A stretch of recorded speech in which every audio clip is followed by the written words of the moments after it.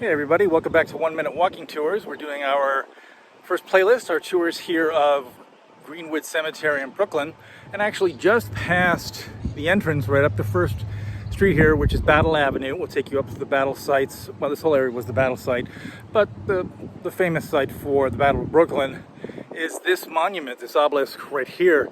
And this is one of the few mass graves of unknown bodies, unknown people that are buried here in GreenWood. And this is the memory for the Brooklyn Theater fire.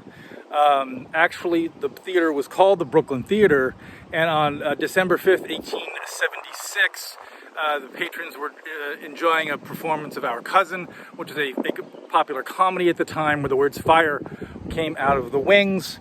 The stage crew thought they had it. The actors tried to come out to calm everybody so there wouldn't be a panic.